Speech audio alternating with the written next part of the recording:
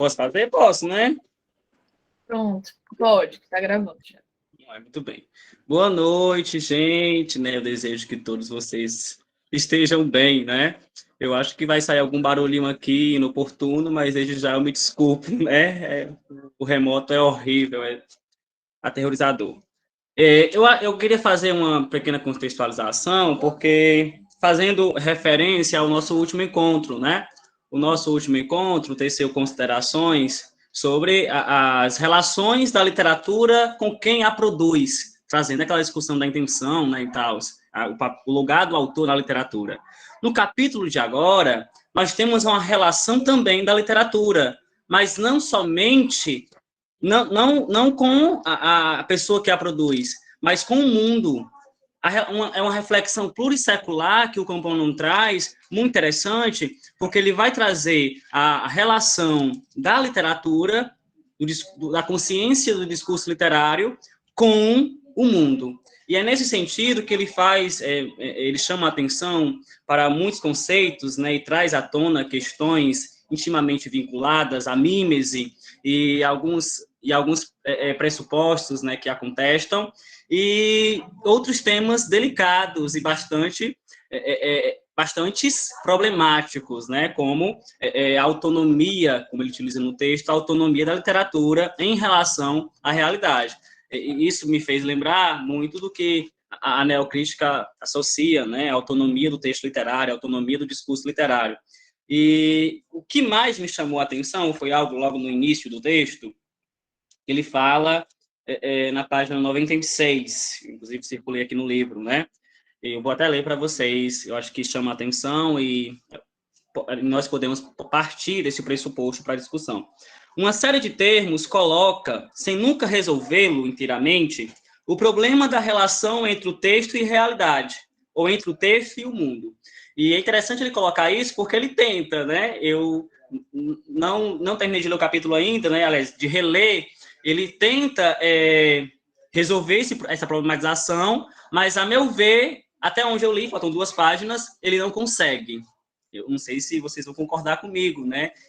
Eu acho que eu comecei confuso, saí um pouco menos, e na releitura eu comecei a me desorientar. E outro ponto interessantíssimo, né?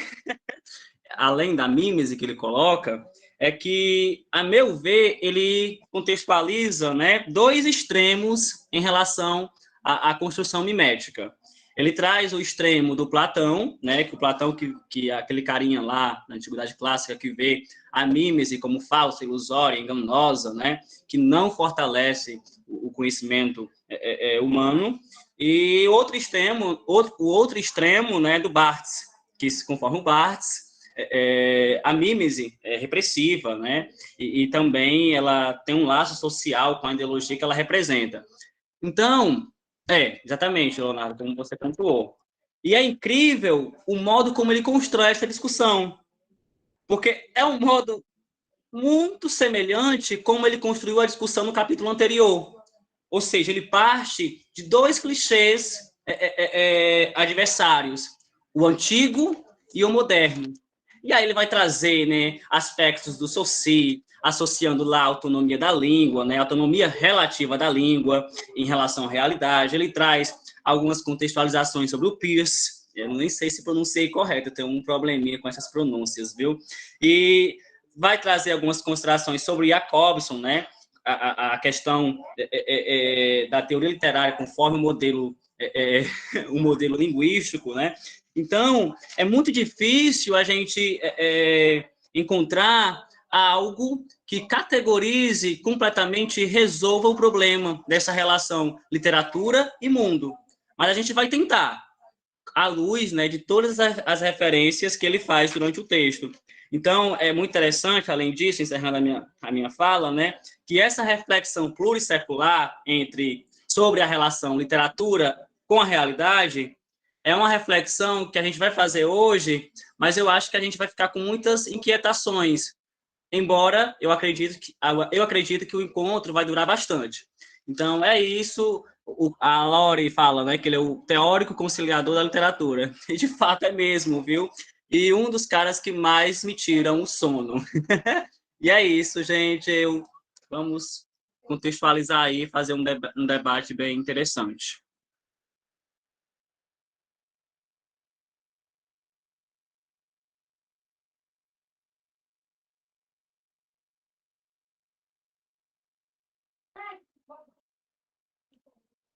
E aí, meu povo, quem vai?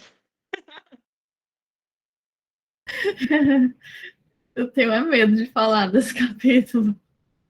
Gente, o Compagnon, tô virando fã dele. E desse livro, mas é tanta coisa em um capítulo só que eu às vezes fico lutando para estabelecer a linha de raciocínio dele. Porque ele vai, aí ele volta, daí ele apresenta todas as refutações, aí parece que ele trouxe uma solução para o problema, quando ele fala aqui do Northrop Frye, do Frye, da terceira leitura da Mimesis, e aí ele vai e fala que essa é uma interpretação frouxa e muito flexível. Daí ele vai e traz outra. Enfim, mas eu gostei muito do capítulo. Eu acho que ele foi bem pesado em linguística também, justamente porque verdade que tu falou, Fran, igual ele fez no uso de mais capítulos, e ele vai fazer nos próximos, eu acredito, ele parte de duas afirmações contrárias, né? Então, a dialética desse capítulo gira em torno de a literatura fala do mundo ou a literatura fala da literatura, que é, eu acho, o tema que o Matheus está tratando no projeto dele, né? Que são autores que escrevem sobre a literatura. E aí, autores tipo como Barthes, ou os estruturalistas, pós-estruturalistas, de acordo com o que o companheiro fala aqui, eles partem de uma hiperinterpretação do Saussure e do Jacobson, sei lá, do Jacobson. Mas ele meio que, eu não lembro mais em qual página que ele explica no que está fundamentado essa cisão na teoria do Barthes e seus discípulos entre a literatura e o mundo, que seria duas coisas que eu entendi, pelo menos, seria a arbitrariedade do signo e a autorreferencialidade. Então, eles pegam aquelas funções da linguagem do Jacobson e dizem que a literatura é focada na função poética, né? Então, seria a função, acredito que, metalinguística, ou a função expressiva, e não a função referencial. Mas o Compagnon vem e diz que para o Jacobson era uma questão de mais e menos. Tipo, o mesmo discurso, uma mesma fala pode ter diferentes funções dentro de si. Ele não estava tirando a referencialidade da literatura, assim como a interpretação do Barthes de arbitrariedade do signo é exagerada, pelo que eu entendi. Ele meio que... Como é que ele faz? Pela arbitrariedade do signo, ou seja, da relação arbitrária e não necessária, né, não natural, assim, entre o som e o sentido, ele chega até o despotismo do código. E aí eu achei muito interessante a relação que ele já fez no capítulo passado com 1968 na França, e crítica à ideologia, crítica à língua como visão de mundo, né, e como visão ideológica de mundo, enfim. São essas minhas considerações iniciais. Acho que o Gabriel levantou a mão. Eu tava... Esse capítulo, ele é muito legal, porque assim, acho que ao passar do livro, a gente vai colocando, a gente vai fazendo com que a literatura ela ocupe os buracos, né, da teoria. Então, assim, a gente tem a literatura se encaixando na visão do autor, depois do leitor, e a gente vai... No caso, a gente ainda vai falar do leitor, né?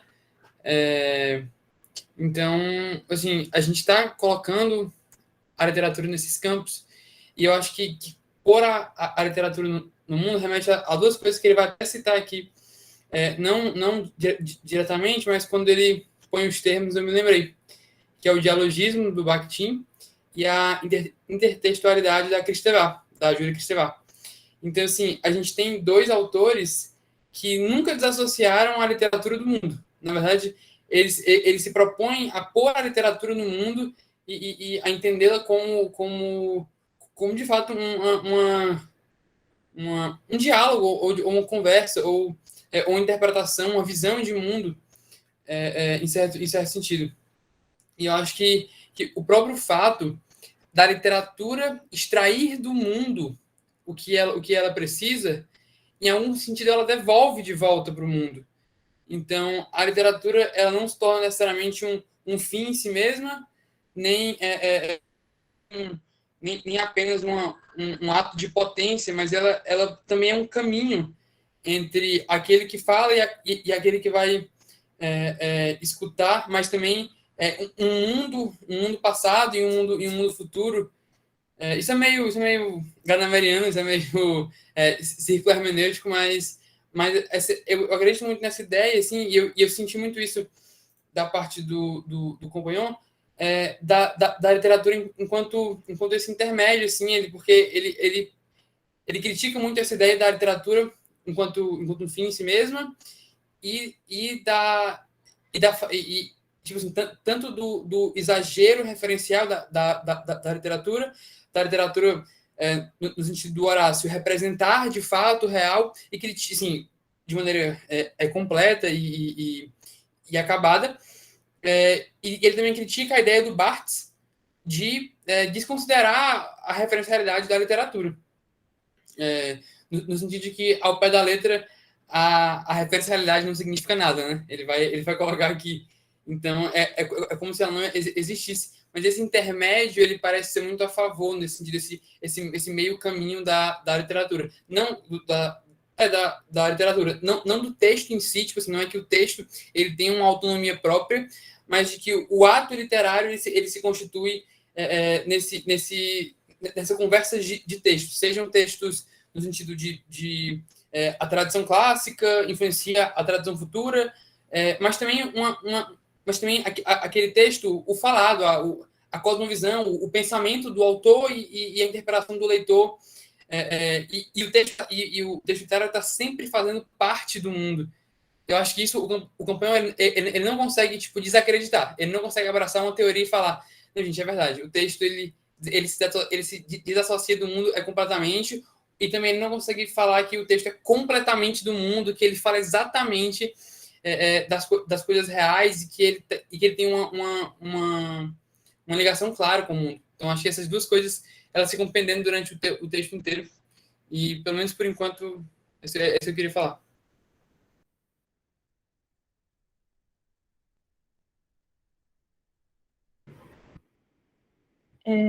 Trazendo aqui, trazendo para vídeo a discussão que está tendo em chat, está tendo o questionamento do qual é a relação entre intertextualidade e dialogismo, né? E pelo menos eu acho, gente, que, tipo, em teoria da literatura, uma palavra, um termo é um termo e outro termo é um termo. Tipo, não, as coisas raramente são intercambiáveis, assim, porque você usa uma expressão e aí aquilo é um autor, aquilo é uma teoria, é um mundo todo, e outra coisa é outra coisa. Mas eu realmente não sei dizer exatamente, eu queria saber se alguém sabe, a relação, na verdade, a diferença entre dialogismo e intertextualidade. Eu sei que Bakhtin chama dialogismo de as relações que todo enunciado mantém com outros enunciados. Então, é como se ninguém está proclamando enunciado sozinho no mundo. Você está sempre, mesmo que não seja uma interação com outra pessoa, você está dialogando com todos os outros enunciados ao seu redor, fisicamente, assim, presentes naquele momento, ou presentes no passado, ou presentes no contexto paradigmático, enfim. Legal, Leonardo. E aí a Júlia Kristeva pega esse conceito e aí constrói a noção de intertextualidade. Eu acho que ela pega um princípio do Bakhtin para fazer algo maior, se eu não me engano, né? Que é isso que o Gabriel falou, mas minha internet ficou saindo, daí eu não sei se eu peguei tudo. Mas que seria qualquer texto é um conjunto de citações, né? Ele também está... pronto, ele está em dialogismo, que é o que o Bakhtin fala, com os demais textos. Agora está assistindo na minha cabeça. Mas é isso.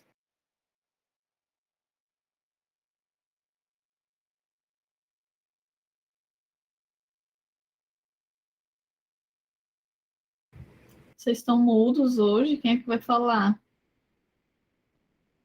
Lore? Gente, eu estou um pouco insegura para falar sobre esse capítulo, porque eu li ele agora, 1h30 antes, aí li o capítulo super rápido, né? E eu já havia comentado, inclusive, no último encontro, que o mais interessante são tudo que ele puxa, né? Todos os textos que ele vai puxando e a gente conseguir também dar uma olhada nesses outros textos e tal. E aí eu não consegui fazer isso, então minha participação, sei lá, está um pouco comprometida, talvez. Mas muito bom esse capítulo, realmente as questões sobre a mimes, né, sobre representação, sobre a relação entre o mundo e a literatura, são realmente muito interessantes. A gente tentar avaliar se a literatura ela tem realmente esse papel, se ela é autorreferencial, se ela fala sobre si mesma, e se ela constrói uma outra coisa deslocada do mundo, ou se ela é completamente inalienável, né? Está completamente ligada às relações do mundo, né? Isso é interessante para a gente pensar, e aí o Compagnon ele vai realmente tentar chegar a uma conciliação desses dois extremos, né? Como o Gabi, inclusive, falou, ele termina esse capítulo, inclusive, dizendo assim, a literatura é o próprio entrelugar, é a interface. E aí critica essa lógica binária, né, própria da teoria da literatura, de você diferenciar fundo e forma, descrição, narração, representação, significação, etc. E aí, muito legal, achei muito massa. Gostei também do que ele fala sobre o real nunca está de todo ausente em substituição a uma lógica puramente alegórica. A gente pensar que até na alegoria a gente consegue puxar um pouco de realidade, né? Consegue fazer referências ao nosso mundo. Então, fiquei pensando no papel do leitor, né? Inclusive, dedico um pouco desse capítulo ao papel do leitor. A forma como o leitor vai visualizar as coisas e a forma como o leitor vai se conectar com o próprio texto literário que ele está visualizando ali naquele momento. E o próximo capítulo, inclusive, é o leitor, né? E aí, como separar o leitor do mundo, ou como separar o leitor da linguagem, e como deslocar a literatura, que faz parte da língua e que faz parte de uma organização da língua também, desse mundo, né? Dessa representação, dessa mímese, etc. Enfim, são questões aí para a gente pensar, e para a gente não ficar também nesse dualismo, que a literatura só pode representar a realidade, ou então a literatura ela só fala de si mesma, né? A gente tentar realmente conseguir fazer sínteses dentro da teoria da literatura, e ele faz isso muito bem. Inclusive, lá acho que é no primeiro capítulo, ele vai falar que criou-se um mito muito grande em torno do Barthes, né? Colocaram ele como um dos grandes teóricos da língua, e isso pode ser, inclusive, prejudicial, porque a gente passa a ver como algo que quase não pode ser criticado, né? Mas a gente está vendo aqui que ele vai, assim, descer o pau no Barthes em quase todos os capítulos, né? Eu, inclusive, cito uma coisa do Barthes que é muito curiosa, que é ele colocar a língua como um sistema opressivo, né? Eu achei isso fantástico, mas ele se opõe a essa visão que é uma visão bem mais moderna, assim, né? Parece, de colocar a língua como um local de opressão. Enfim, é isso, gente. Depois eu contribuo um pouco mais. Vou abrir para vocês.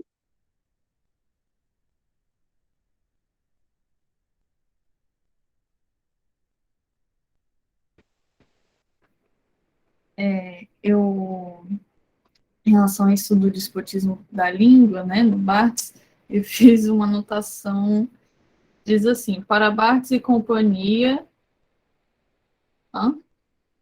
para Barthes e companhia, o arbitrário de Saussure é o poder absoluto... Desculpa, gente, estou confundindo. É porque ele usa o termo arbitrário, né? E eu acho que em algumas línguas, inclusive no português, arbitrário é algo negativo. Tipo, tal juiz foi arbitrário em sua decisão, ele foi mal intencionado, ele não se justificou direito.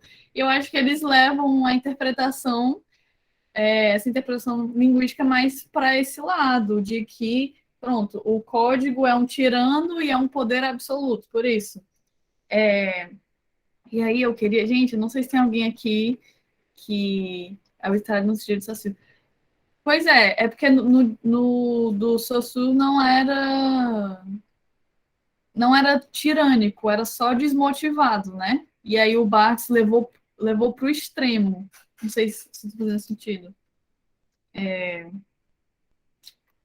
Mas o que eu ia falar? Ah, era da referência que ele faz a Freud.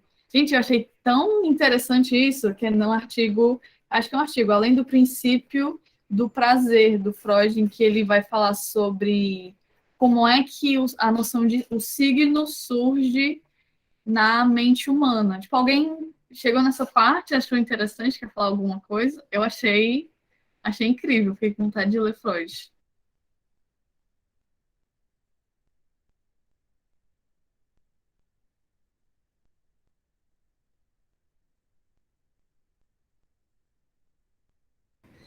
Eu só sei que a Lorena tá digitando porque a câmera tá fazendo assim, ó. A câmera tremendo. A Arabella criando um grupo de estudos em Freud. Não, mulher! Mais um não. Não dei ideia. Gente, ninguém quer falar de Freud? Vou falar um pouquinho do Freud. Que quando ele fala dessa criação do signo, que também foi uma interpretação exagerada do Barthes, que é um bebê, ele está em seu momento de formação e quando ele nasce, ele não consegue fazer uma dissociação entre. Vocês só falam, Jennifer, cria, amiga! O bebê não sabe fazer uma dissociação entre ele mesmo e as outras pessoas, especialmente a mãe, que é com quem ele passa mais tempo, da onde vem o alimento dele. E aí esse processo de formação do eu, formação de identidade, vem a partir da separação do bebê dele mesmo com o outro. Então, quando a mãe, que é a pessoa em quem ele projeta a identidade, é meio que a identidade dele está ali numa mistureba, quando a mãe some, sai do campo de visão dele, ou sai do quarto, vai, sei lá, enfim, nesses momentos que acontece alguma coisa que ela precisa sair da presença do bebê, aí o Freud diz que ele pega algum objeto, geralmente é um objeto que traz segurança, é uma chupeta, é um paninho, e ele fica fazendo aquele objeto sumir e aparecer, como se simbolizasse a mãe, porque ele quer ter a mãe de volta, porque ele e a mãe é basicamente a mesma coisa nesse estágio. É da onde ele vem, tira a identidade e a segurança dele. Então ele pega um objeto, que fofo, ele deposita meio que tudo que ele sabe tem naquele objeto e ele faz sumir e faz aparecer. Então é assim que, de acordo com a teoria de Freud, pelo menos, a noção de signo surge. Então o signo é algo que ocupa o lugar da coisa em si, na sua ausência. Então, se eu estou conversando aqui falando sobre um jogo de futebol, o jogo de futebol do dia tal, tal, tal. Porque não está acontecendo aqui um jogo de futebol no momento. É um signo para falar de algo, fazer referência a algo que não está aqui, que está ausente. Mas o Barthes pega isso e diz que esse signo é como se fosse um fantasma. É como se ele substituísse a coisa em si. Daí eu acho que essa é uma citação dele, ou é do companheiro citando Barthes, na página 108, que ele diz que o que existe por trás do papel, ou por trás do signo, não é o referente, mas é a própria referência. E aí foi isso que me deu um. Tá, agora eu entendi melhor sobre o que ele está falando. E é isso, gente, estou falando muito, porque vocês estão falando pouco. Eu vou me mutar, vou ficar bichando muito pro resto do encontro. Tchau.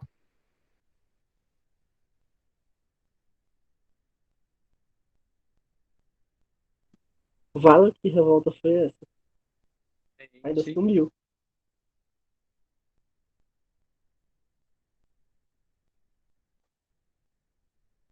Olha, voltou. Não fica triste, Bela. Calma, calma. Ah, foi sem querer, tu desligou até a câmera. Sim, a Isabela tá falando do Freud aí, não vou falar do Freud, não. Seguinte, eu achei interessante um outro ponto de discussão, A gente sabe que foi drama, relaxa, ninguém vai te julgar. Sim, eu achei interessante essa parte do Freud, ou do Freud não, quando ele vai colocar essa relação da literatura com o mundo pelo seguinte: se a gente pressupõe que a literatura tem uma autonomia em relação ao mundo, aí vai entrar aquele velho jogo com a nossa querida e odiada linguística, porque aqui ninguém gosta de linguística, aqui todo mundo, né, literatura, na veia, por favor. Linguistas aqui, por favor, não vão ter espaço. Olhando pra Lorena aí, que a Lorena é uma que odeia linguística. Odeia. Eu só lembro de eu e a Lorena reclamando da cadeira de linguística de texto no mês passado. Nossa senhora, não sei como é que eu e a Lorena sobrevivemos. Foi a pior cadeira, enfim. Só que aí é o seguinte, quando a gente vai para essa questão de autonomia, eu bani a cadeira de linguística de texto. Lúcida, Mariana, lúcida. Eu também. Enfim, quando a gente vai para essa questão do mundo com a literatura, a gente vai pensar no seguinte: se o mundo não interfere, presta atenção aqui agora, João Pedro aqui poucas vezes invocando a linguística, detesto, mas a gente tem que saber. Se você considera que a literatura tem uma autonomia, então você vai partir de uma tese em que a forma é superior ao conteúdo. Ou seja, que foi uma discussão que eu tive com a turma da Odalice, segunda-feira, com a Isabela, que era lá do Proença Filho. Então significa que o significante ele se sobrepõe perante o significado dentro do texto literário. Ou seja, você tem uma primazia da forma sobre o conteúdo. Isso se você leva em consideração que, de fato, a literatura tem uma autonomia e o mundo não tem uma interferência nela. Se você leva isso ao extremo, então você vai pensar nessa ênfase do significante total. Beleza? Então, o que vai importar mais são as formas literárias de fato feitas em si, do que qualquer tipo de intenção ou interferência do autor e do mundo diante do texto. Só que aí vai ter também aquele velho ponto de asterisco, né? Que a teoria da literatura são. A teoria da literatura é isso, inúmeros asteriscos em tudo. Só que se você diz que o significante se sobrepõe ao significado, vai rolar um outro rolê também. E você acaba interferindo naquela questão de significação do próprio texto em si. Porque se a forma se sobrepõe ao conteúdo, então cadê aquela margem ou aquela ramificação da teoria literária que aceita aquela multissignificação extrema? E ao ler um texto, você pode tirar várias interpretações possíveis. Essas interpretações possíveis podem partir também de intenções do autor, por exemplo. E aí entra essa discussão, esse limbo sem fim, porque quando a gente diz que o companhão é o conciliador aqui da teoria, é porque ele vai te apresentando todas as teses. E aí entra aquele ponto. Como todas as teses têm um determinado fundamento, todas elas parecem fazer sentido de alguma forma. E aí qual é o nosso ponto aqui? É pensar nessas teses e ao mesmo tempo pensar num possível contraponto. Porque, por exemplo, se você tem essa primazia do significante, então o significado não vai servir para nada, não é isso. O conteúdo do texto ele também vai importar. Por quê? Porque quando a gente vai para análise, por exemplo, de interpretação, ou quando a gente entra na própria área do Barthes, por exemplo, que foi muito citado aqui, que é a área da semiótica já, o conteúdo em si do texto é o que vai importar também na hora. Tipo, você vai fazer a interpretação do texto, é o que está lá. E aí como é que a gente vai perceber essas questões aí? Aí que entra o pulo do gato. Porque, primeiro, o plano da forma, ou seja, a forma como o texto vai estar, que está dentro do significante, são aquelas questões da teoria que às vezes envelhecem um pouco mal também. Porque pelo seguinte, se você leva em consideração muito só a forma, você sempre vai levar em consideração também só o jeito em como o texto está ali, e você acaba perdendo muito do conteúdo em si do texto. E aí, quando você vai pensar na questão de mundo, eu discordo totalmente de que a literatura tem uma autonomia 100%, assim, como o companheiro apresenta nas teorias iniciais do capítulo. Porque é aquele velho exemplo, por exemplo, do Sartre. A literatura também é fruto do tempo em que ela é escrita, então você não consegue descartar determinados contextos e determinadas ideias e determinadas ideologias. Não que o texto seja obrigado a ter isso, até porque não é, mas não são pontos possíveis de serem excluídos, quer dizer, ia falar destacados, não estou viajando. E por enquanto é isso que eu vou falar, porque eu estou ficando rouco já.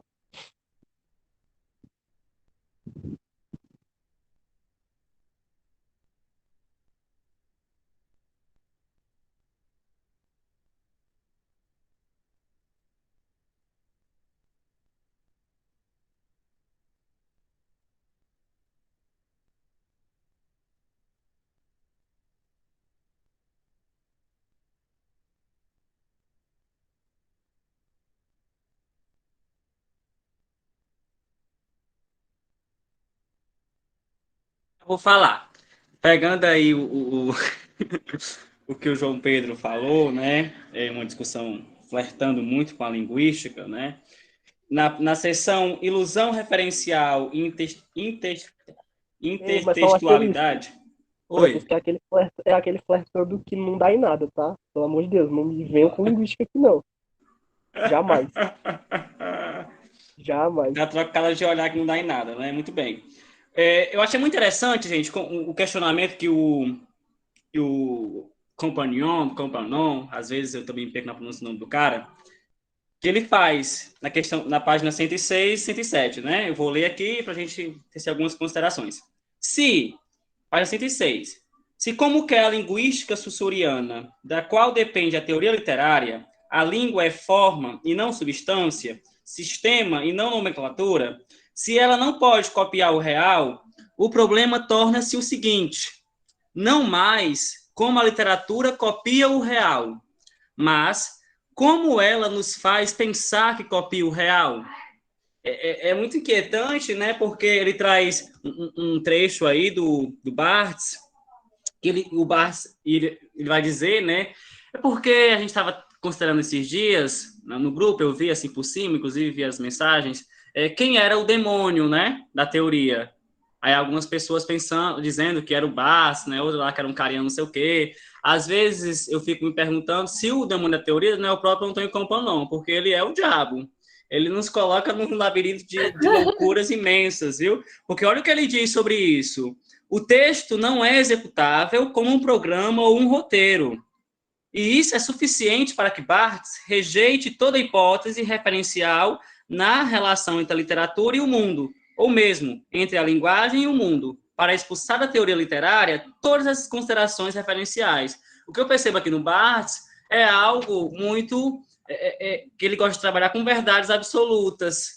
E quando a gente está trabalhando com literatura, a gente não deve trabalhar com verdades absolutas, até porque nem tudo é totalmente integral e absoluto. Ou seja, eu acho que o Companon, né, ele é muito perspicaz, ao mesmo tempo, ele é um pouco problemático, porque eu senti uma certa contradição, né, do modo como ele argumenta aqui, mas ao mesmo tempo eu concordei. Eu não sei explicar porque é algo que flerta muito com a dialética, né?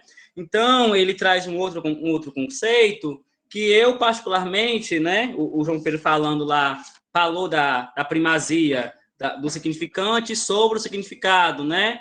Flertando agora com o Disleve, a primazia da expressão sobre o conteúdo e da significação sobre a representação. Isso é uma reflexão muito linguística, né? Apesar de não gostar bastante, e nem um pouco, eu acho, que eu sinal de principalmente por conta da cadeia de formalismo. Ódio do meu terror. E aí ele vai falar sobre a primazia da semioses sobre a mímesis. Aí eu não entendi o que é essa semiose. Aí eu estou expondo aqui que eu não entendi mesmo, porque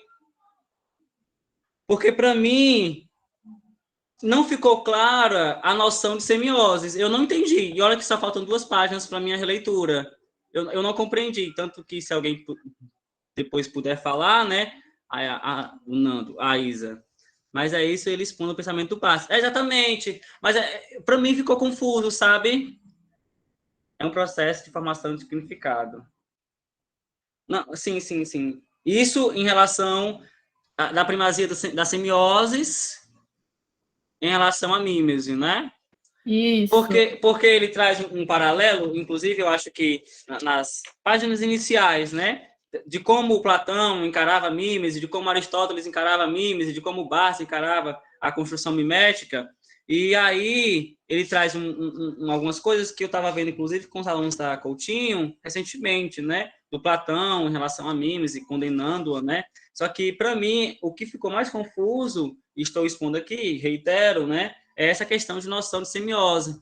A Isa falou que é o processo de formação do significado ao invés de representação do mundo, né? É, interessante.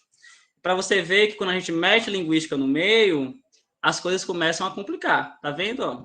Já tem várias pessoas querendo falar aqui.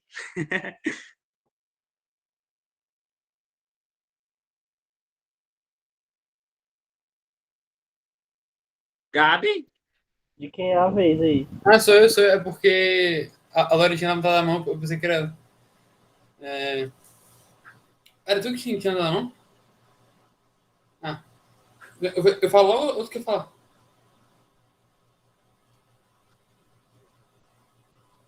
Pode ir, amigo. Não.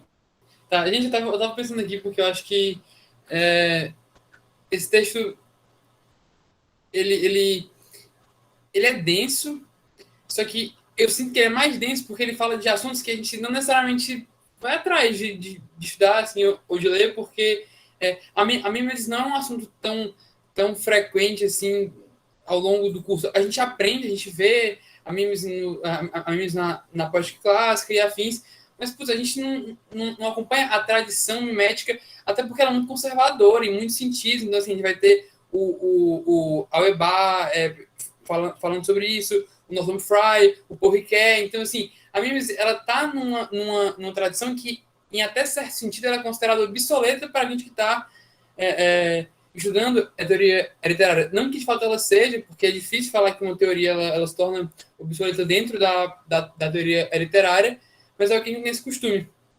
Então eu tinha algumas coisas para falar. Só antes, acho que até respondendo um pouco a pergunta do Fran, em relação a semioses, a gente deu a monitoria sobre o Jacobson, o Shlovsky lá, que tem um nome impronunciável,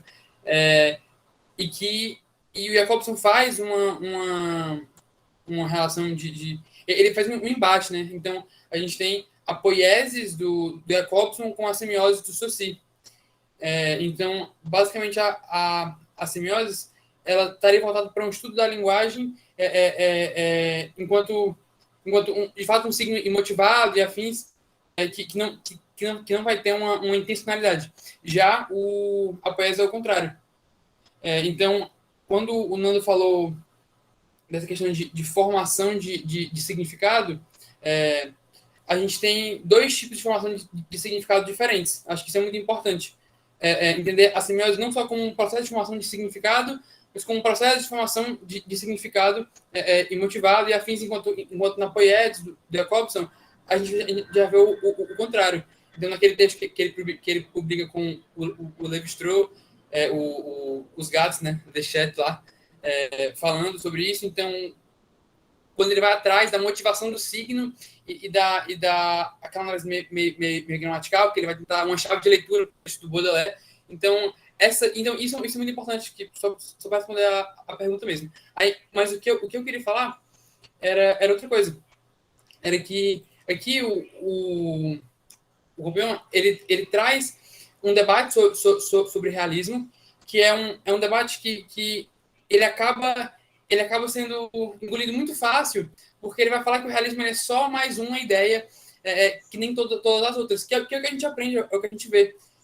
Mas eu não queria parar por aí. Acho que é por isso que eu demorei mais para falar, porque eu estava pensando em como trazer isso para vocês, porque eu acho um pouco... Assim, eu acho até um debate que daria para ter uma reunião só sobre isso. Porque, em relação ao realismo, a gente tem que pensar duas coisas interessantes. primeiro é quando a literatura representa o real. Então, assim, já pressupondo que ela representa. Então, em algum sentido, a literatura ela representa o real. Então, quando a literatura ela representa o real, acho que isso é muito importante da gente pensar. E quando ela representa esse real, qual a relação dela com o mundo? Então, acho que eu vou tentar explicar um pouco melhor essa segunda pergunta. No momento em que a literatura ela representa o real, ao que ela está se referindo?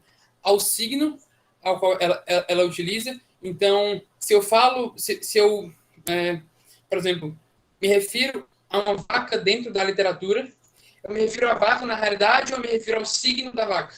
Então, até que ponto eu estou preso ao signo, até que ponto eu não estou?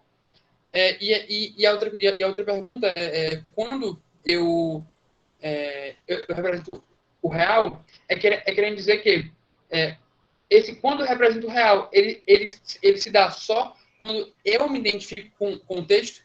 Então, por exemplo, se eu, enquanto leitor, não me identificar, não houver o que o Aristóteles ele vai chamar de verossimilhança, será que aquilo ali ainda continua tendo um valor de realidade para mim, ou aquilo continua representando o real? Porque, assim, eu sei que para os leitores e para a literatura como um todo, aquilo vai representar o real. Mas eu não sei, será que isso é um Charles Baudelaire, que é um poeta simbolista, confuso, opaco? Então, assim, será que há realismo ali dentro? Porque para muitos autores, o Baudelaire é uma chave para a leitura da modernidade. Então, assim, por que não há realismo? Se eu não vejo, será que conta? Então, esse é o ponto. Será que quando a literatura ela representa um real, a gente que faz esse real, a gente tira a realidade do fictício ou a gente encontra o real no fictício? Essa é a grande, a grande questão. Se a gente tira o real do fictício ou o fictício nos mostra o real. Eu acho que esses detalhes dentro da discussão é o que torna esse problema do realismo muito interessante. No livro, acho que até o João Pedro ele leu com vocês quando estava no primeiro ou no segundo semestre, que foi a introdução à literatura fantástica do Todorov, que ele trata realmente sobre isso. Ele quando mais na frente do livro, quando ele vai tratar dessa coisa de realismo fantástico e afins, ele tá, tipo assim, ele tá nesse mesmo tema e ele tá debatendo sobre isso. Então, gente, comentem sobre esses milhões de assuntos. Se vocês terem, eu repito de novo, porque eu falei 1 milhão de coisas. Mas é isso.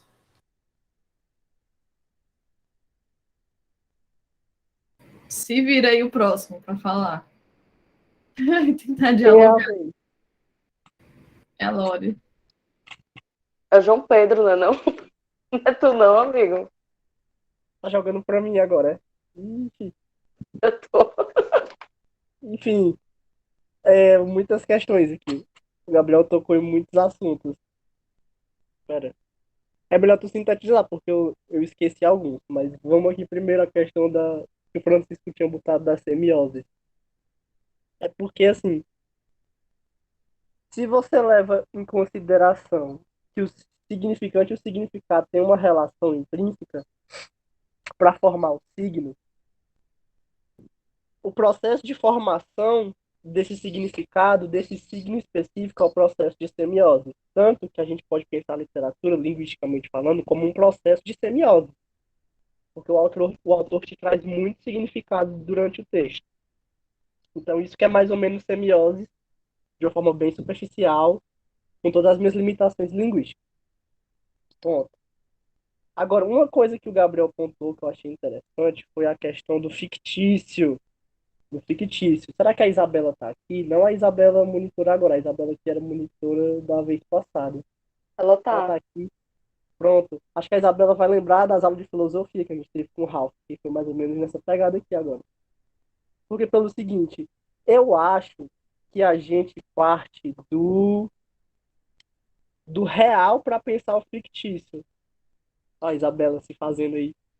Porque assim, eu acho que quando a gente vai pensar, mesmo que a coisa seja fictícia, a gente parte do real para pensar o fictício. Por exemplo, nunca vou esquecer esse exemplo do professor de filosofia, que ele deu o exemplo do Game of Thrones. Por exemplo, como é que o autor pensa na figura do dragão, que é uma figura que não existe? É simples. Ele nunca viu um dragão, porque um dragão não existe, mas ele já viu um calango, uma galinha e fogo. Aí ele junta tudo e vira um dragão, entendeu? Então, assim, é uma lagartixa. Mas eu prefiro o calango, que é mais cearense. O calango, a galinha e o fogo. E vira um dragão. Então, a gente parte do fictício para pensar, ou a gente parte do real para pensar o fictício. Eu não acho que é um caminho inverso. Não teria como. Até porque a gente tem que ter certos elementos verossímeis. Por mais que a história seja fantástica, da literatura fantástica, a gente não desvincula totalmente da realidade. No sentido de que, assim, por mais fantástico que o texto seja, tem certos aspectos da verossimilhança que precisam ser colocados ali para que faça sentido. Peraí, que o Gabriel tinha colocado, quando a literatura representa. Aí, quando a literatura representa o real, eu acho que sempre tem uma parcela, porém, tem aquela coisa, tem a literatura fantástica, a literatura fantasiosa. Mas eu acho que até a literatura fantástica representa, em certa medida, o real. E o Leonardo botou aqui que o Verne discorda. Se a gente quiser pular aqui, se o Leonardo quiser falar, ou pelo chat ou pelo microfone, porque é sempre legal quando alguém tem um contraponto. Eu pelo menos acho assim, para poder gerar o debate, né? Jules Verne discorda. Esse nome não me é estranho. Não sei, não, mas não posso dizer assim agora, o que o Jules Verne fala, não sei dizer. Lembro só do Aquele conto da cara lá Clarice. da Volta ao Mundo em 80 dias, eu não sei exatamente o número, mas é É, isso Sim, aí. eu acho. É, se o Léo conseguir botar aí no chat alguma coisa ou quiser falar, pode falar. A Mariana falou, só lembro do conto da Clarice, mas qual conto?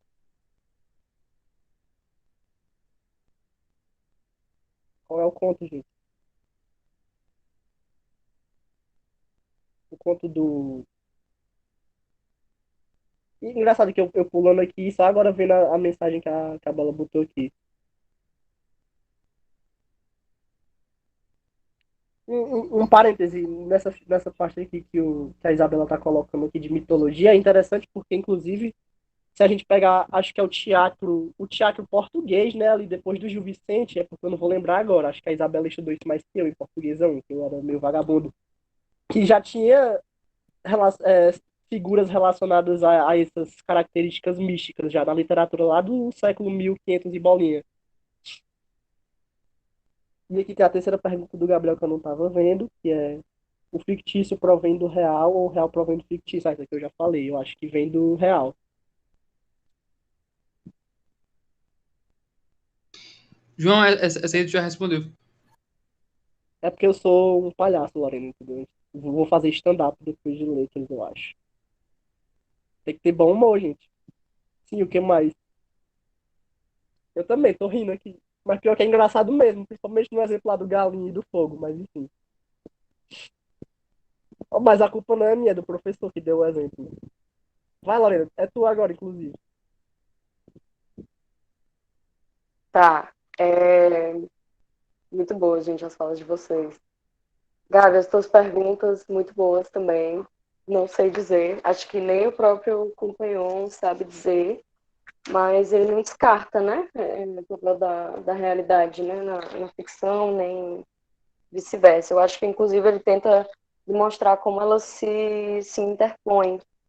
E aí fiquei pensando muito no fluxo de consciência, né? Quem conhece Virginia Woolf, a gente tem aquela tentativa realmente de representar o funcionamento da mente dentro do texto literário, o que é incrível de se observar. E aí, sempre que eu estou lendo Virginia Woolf, eu fico me perguntando assim, sempre que eu estou lendo, né? Como se eu estivesse sempre lendo Virginia Woolf, né? Mas, às vezes que eu li Virginia Woolf, eu ficava me perguntando se é realmente daquele jeito que minha mente funciona, sabe? E aí, também, se é uma tentativa de representação do real, né? E o real de uma forma bem profunda, né?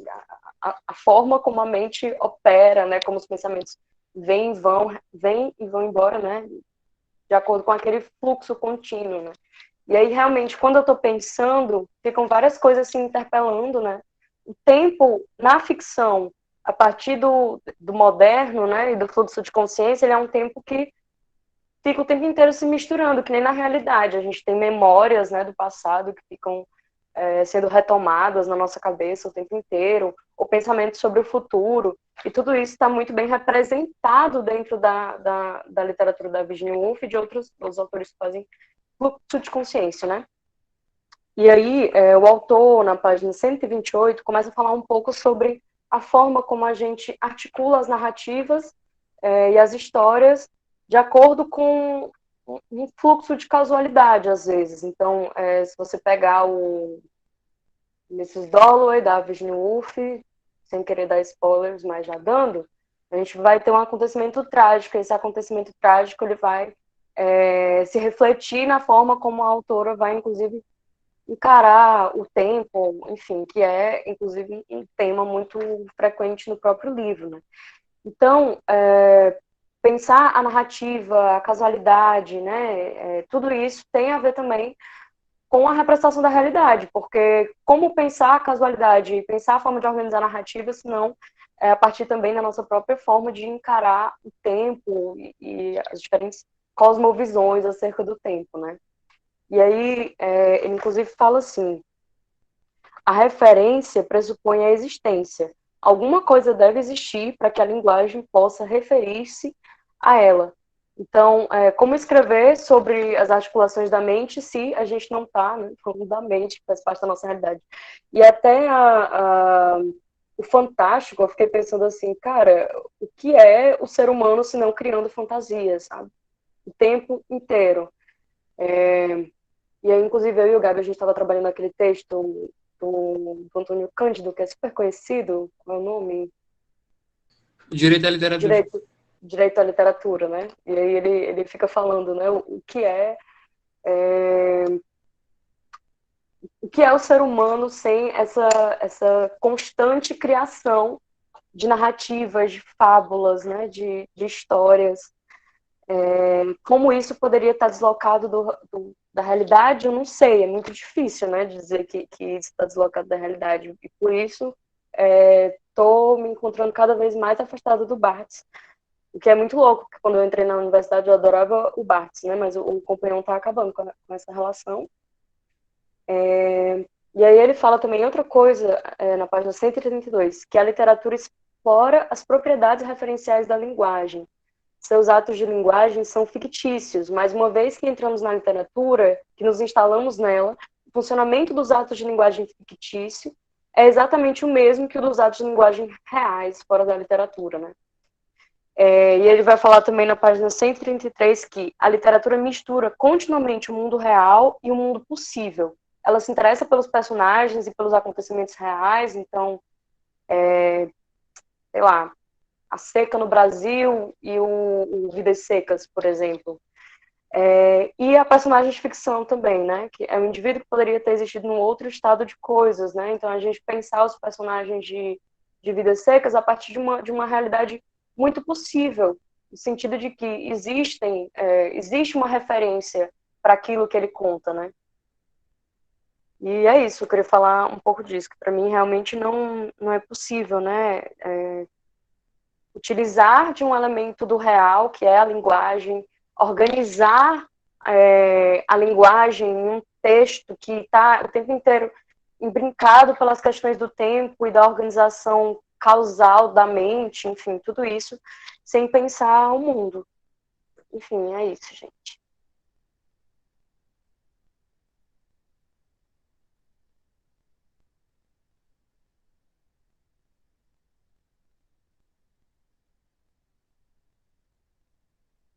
Acho que é o Gabs.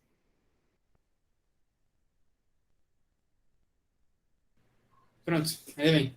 Porque eu já ia falar sobre a fala da Lorena. Que eu acho que, e também até puxar, por exemplo, Pedro falar também, porque eu sei que ele é um leitor do Cândido também, e eu acho que vale a gente pensar sobre isso também.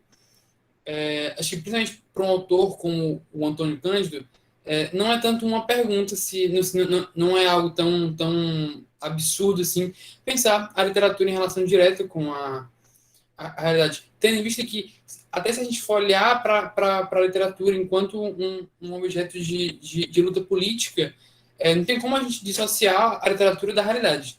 E, assim, isso é muito importante, e mesmo que dentro da universidade, dentro da teoria, existe esse embate e sempre essa dúvida que acaba caindo para essa conceituação filosófica, analítica, da gente ter sempre problemas com terminologias e de como, de fato, provar um ponto, mas na prática as coisas elas já acontecem e a literatura ela tem sim contato com o mundo e as pessoas, isso é convencionado pelas pessoas de um modo geral, que a literatura tem esse poder de participar do mundo, de ser presente no mundo. Então, se a gente sempre tem dentro das grandes ditaduras movimentos de luta política e de militância que batem diretamente de frente com essas ideias. E eu acho que isso é legal da gente pensar, e agora pegando o que eu já queria falar antes, o gatilho da Lorena sobre o texto do Cândido,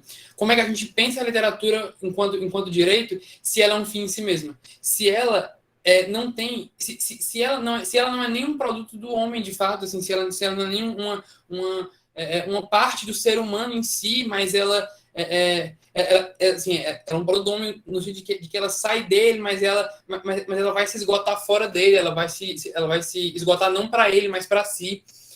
E eu acho que isso que a gente poderia refletir, e que vai assim, e que chega a uma conclusão parcial, assim, muito, muito, muito pequena, dessa ideia de que se a gente for pensar de fato na importância da literatura, não tem como a gente banir a referencialidade. Porque para a literatura continuar com a importância que ela tem nas nossas vidas, até dentro da universidade, a referencialidade ela ganha muita força. Então, nem o Eagleton, que tenta destruir a literatura e tudo o que a gente conhece, acaba com a referencialidade, porque ele ia falar que a literatura é política. Então, assim, se ela é política, então ela está, de fato, em contato com o real.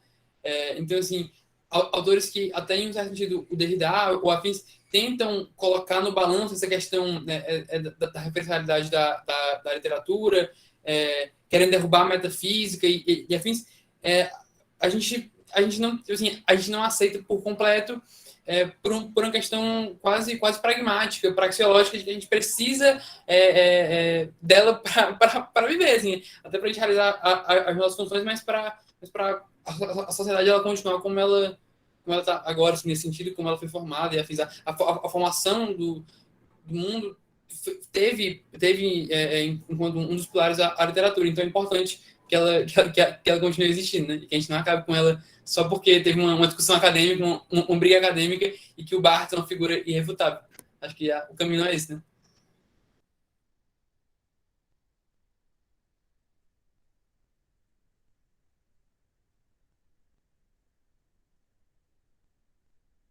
Pedro, JP.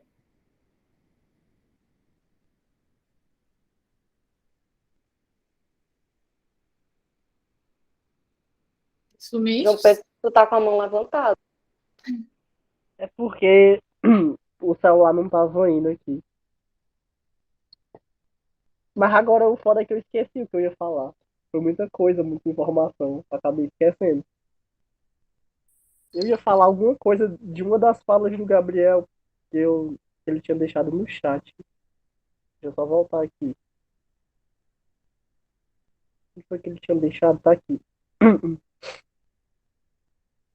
Que era a última, a quarta, que eu não tinha visto. Que era, tipo, a literatura continua representando o real, mesmo que não se estabeleça a verossimilhança. Aí é que tá. Eu acho que não. Chega assim. Eu acho que não tem como pensar com um texto sem a verossimilhança. Acho que tem que ter, porque a verossimilhança tem a ver mais com a lógica interna do texto, de tu pensar,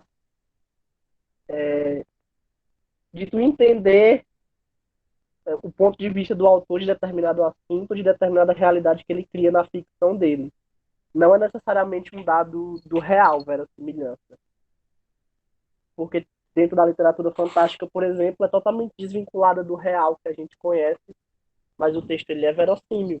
pelo conjunto do pelo conjunto textual ali você consegue entender o que que o autor, onde o autor está querendo se referenciar no caso, né? Eu acho que não tem como. Vai, Nando. João Pedro se segurando para não citar Soci.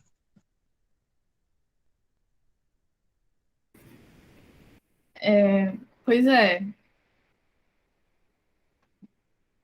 eu acho que dá para fazer um diálogo muito interessante com isso que o JP falou e com o que a Lorena falou sobre o fluxo de consciência da Virginia Woolf dos modernistas e as literaturas de fantasia.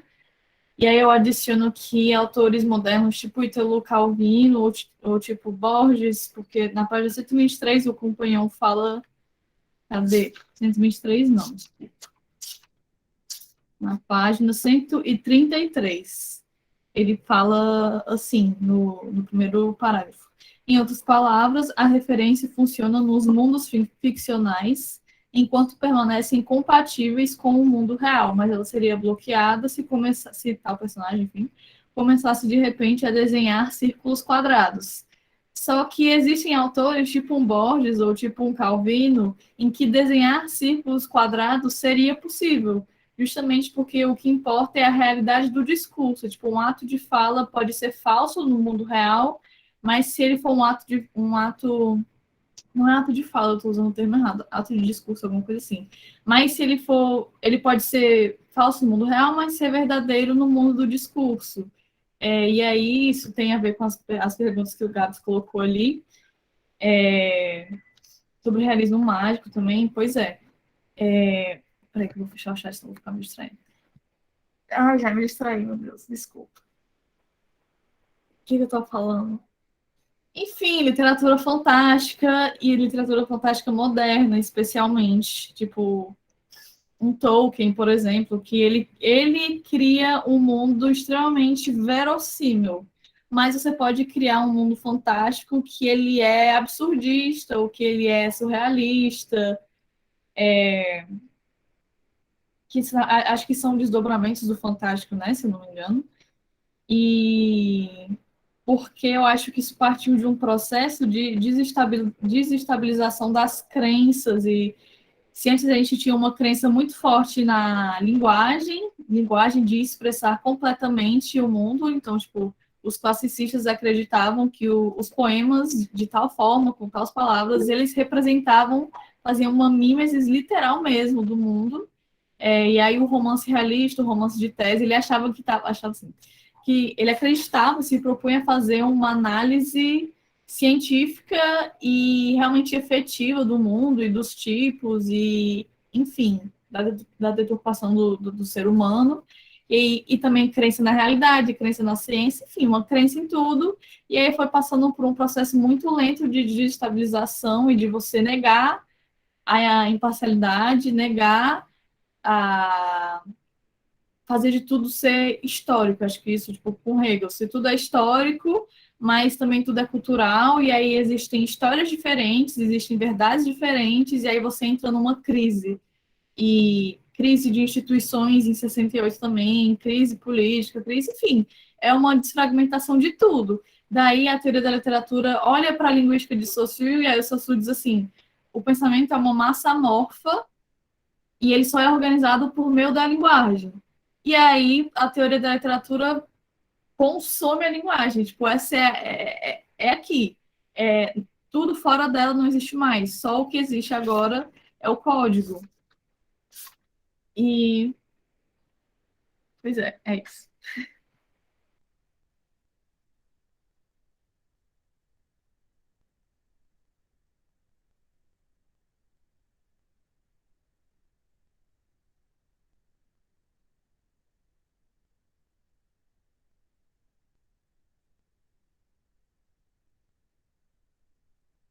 Ninguém mais vai falar?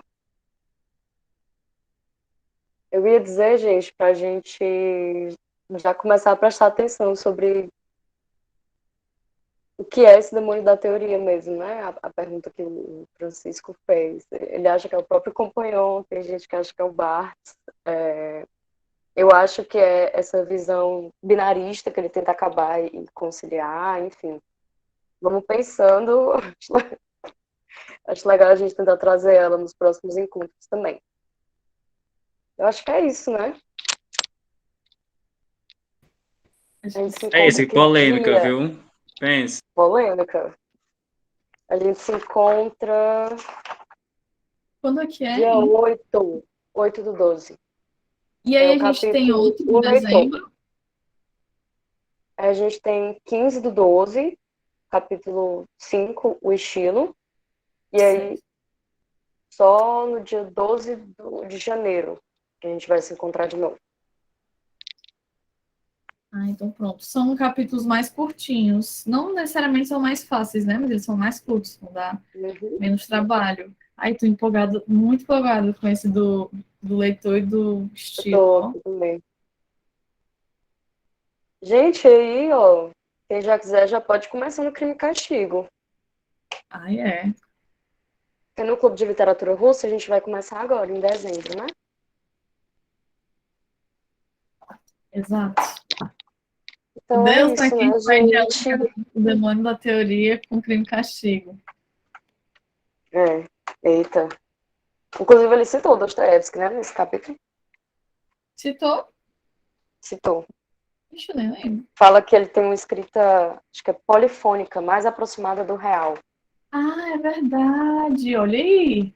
Já dando dicas aí de análise. É verdade. É mesmo. Então é isso, gente. O chamado tá Mas aqui até de dia novo. 8, gente. Aí, gente, até mais. Adiós. Beijo. Monitores, antes de vocês Gente. saírem. Quando Oi. vocês enviaram o... Vocês não me responderam. Aí eu vou Fala, perguntar Lore. aqui. Quando vocês Não enviaram responde, o pôster de não vocês, responde. receberam Alô, nada? Não, Recebi não. nada. Você Nada. clica, Lore, em cima do título, aí você vê o post que você submeteu. Pois é, mas eu achei isso horrível. Também, Nem dá um Não medo. pra envia dar uma falsa confirmação. sensação de segurança, né? Pro É. pobre Ansiedade estudante. lá em cima. Ave Pelo Maria. amor de Deus. Gente, mandem os posters de vocês lá no grupo, que eu tô curiosa. Clica. Vou mandar. Ai, Vou mandar. meu Deus do céu. Depois de uma Beijo, surra do gente. Atílio, viu? Uma surra de correção. Foi, viu? Ave Maria, foi ódio, ódio, ódio. Mas ficou legal no Eu fim. nem mostrei o meu pro Eduardo, eu mostrei só o resumo. Gente, tá gravando. Peraí que eu O vou Atílio pagar. olha tudo. Ele olha Ele tudo, colocou não tem assim pra no fazer. meu.